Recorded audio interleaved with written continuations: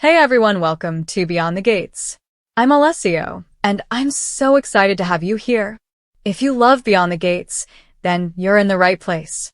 Make sure to hit that subscribe button and turn on notifications so you never miss a video. Alright, let's dive right in. You're not gonna believe what just went down in Fairmont, Crest. Naomi Hawthorne just dropped the biggest bombshell on Jacob. She's pregnant. Now Jacob? He's over the moon, already planning nurseries and baby names. But Naomi? She's terrified. She's not sure she even wants this. And while that storm brews inside their house, Andre Richardson is busy begging his brand new wife Dani to let him move in. But here's the kicker. Dani's already betraying him. Because instead of saying yes, she's sneaking around and kissing her ex, Bill, right there in his office. It's messy, it's heartbreaking, and it's about to explode in everyone's faces. Stick around, because this is the kind of drama you don't want to miss. Naomi and Jacob's big news, Andre's request, Dani's betrayal.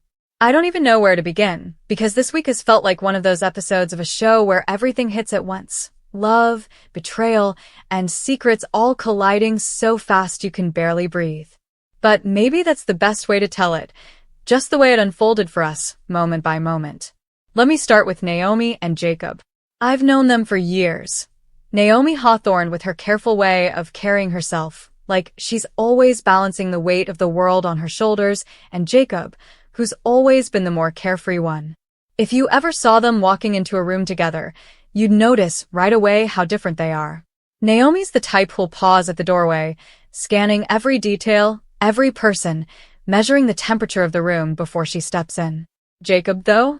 He just breezes through, smiling, laughing, shaking hands, making everyone feel like they're his best friend.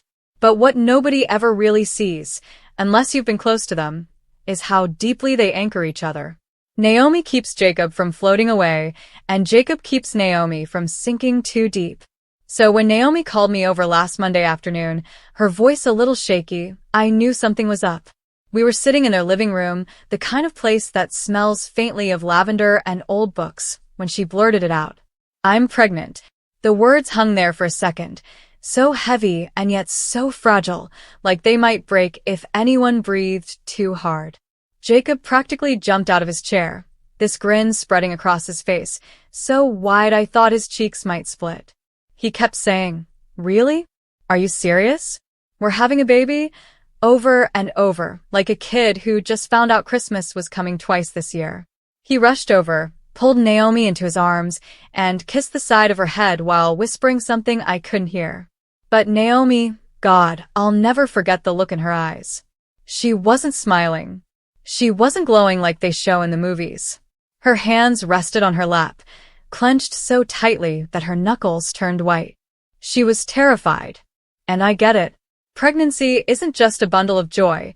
It's 9 months of your body becoming something you don't always recognize. It's giving up control when control is the one thing Naomi has always clung to. Later, when Jacob ran out to grab takeout because he wanted to celebrate properly, Naomi turned to me and whispered, "What if I'm not ready? What if I don't want this as much as he does?" I didn't know what to say. All I could do was sit next to her and squeeze her hand, hoping my silence didn't sound like judgment. Meanwhile, across town, Andre Richardson was busy making a mess of his own life. Andre has always been complicated. He's charming, sure. He can turn on that smooth lawyer voice, the one that makes you think he's got everything under control. But under that surface, he's restless. Always reaching for something just out of his grasp. Always wanting more. That's why it didn't surprise me when he asked Dani if he could move into her house. See, they'd gotten married in Vegas just a week ago, a spur-of-the-moment decision that made headlines in Fairmont, Crest, because let's be real, everything makes headlines there. Dani had been toying with the idea of an annulment, but jealousy got the better of her. Bill Hamilton, her ex-husband, was clearly rattled by the whole thing, and Dani thrived on rattling him. So, instead of undoing her Vegas vows, she doubled down and kept the marriage. Now Andre wanted in. He wanted to make it real, husband and wife under one roof, sharing a bed, sharing a life. But Dani? Dani Dupree is not the kind of woman you can corner. She's fiery, unpredictable, and more than a little selfish. She loves the idea of being wanted, but she doesn't always love the responsibility that comes with it. So when Andre made his request, Dani hesitated. I heard about it later, how she laughed it off at first, tossing her hair back the way she does when she doesn't want to give a straight answer. But Andre pressed, reminding her that marriage without living together isn't really a marriage at all. And while all this was happening, Dani was already betraying him. Because that same week, she walked into Bill's office at the firm and kissed him. I don't know who leaned in first. Some say it was her, others swear it was him. But the truth is, it doesn't matter. The second their lips touched, the damage was done. Andre, with all his hopes of building a life with her, was out the window. Bill, the man she claimed she was over, was suddenly back in the picture. And the craziest part? Bill didn't push her away. He kissed her back. Which means the triangle isn't just about Dani anymore. It's about all three of them, tangled up in something dangerous, something that could blow up in their faces if anyone else, especially Haley Hamilton, Bill's fiery sister, found out. I swear, sometimes living in Fairmont Crest feels like living inside a storm. Naomi and Jacob with their fragile joy, Andre begging Dani for stability she'll never give him, and Dani, unable to stop reaching back for the man she left behind. And me? I'm just standing on the sidelines, watching it all unravel, knowing it's only a matter of time before the truth comes crashing down. The next morning, Naomi called me again. Her voice was softer this time, almost fragile, like she was trying not to let it crack on the other end of the line. "Can you come over?" she asked. When I got there, she was curled up on the couch, wearing one of Jacob's old college sweatshirts that hung off her like it belonged to someone else. There were tissues scattered on the coffee table, and the faint smell of peppermint tea filled the room. She looked up at me with red-rimmed eyes and said, "I don't know if I can do this." I sat down beside her, and before I could even ask what she meant, she placed her hand on her stomach. "A baby. I'm not ready. I don't think I'll ever be ready." I wanted to tell her she was wrong. That readiness comes in pieces, in late nights and little victories, but I also knew Naomi too well. She wasn't just worried about sleepless nights or dirty diapers. She was worried about losing herself. Naomi had always fought so hard to build her life the way she wanted it. She built her career brick by brick, each accomplishment stacked carefully on top of the other. To her, this pregnancy wasn't just about new life. It was about watching the life she fought for slip out of her hands. And yet, just down the hall, Jacob was already planning. I could hear him in the spare room, measuring walls and muttering to himself about cribs and paint colors.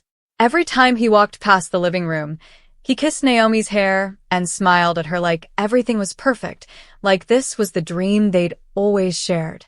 Naomi tried to smile back, but I could see the weight pressing on her chest, the way her eyes followed him with a mix of love and fear. I couldn't stop thinking about that moment for the rest of the day. And while Naomi was drowning in quiet panic, across town Andre was stewing. I saw him at the cafe later that afternoon, sitting alone at a corner table with a black coffee he barely touched. He was scrolling through his phone, but his jaw was clenched tight, and when he finally looked up and saw me, he sighed. "She won't let me in," he said before I even asked what was wrong. "I'm her husband, and she still treats me like a visitor."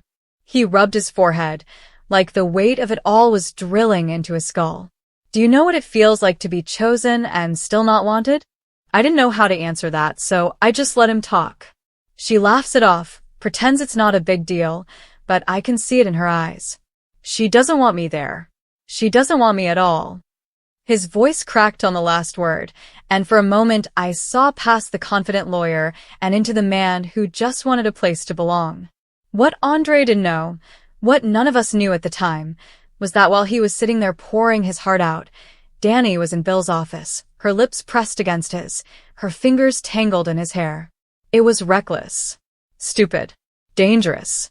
But if you've ever seen Dani with Bill, you'd know there's a fire there that never really went out. Even after the divorce, even after all the fights and betrayals, there was still something between them, something that pulled them back to each other like magnets. And maybe that's why Dani did it. Maybe she couldn't resist that old fire, even if it meant betraying the man she just married. I heard about it later from someone at the firm, someone who saw them through the half-open blinds of Bill's office. She leaned in first, they told me, but he didn't hesitate. He kissed her back like he'd been waiting for it. The thought made my stomach twist. Because Andre, whatever his flaws, was trying. He wanted Dani. He wanted a life with her. And she was throwing it away for a moment of stolen heat. I went to bed that night with my mind spinning.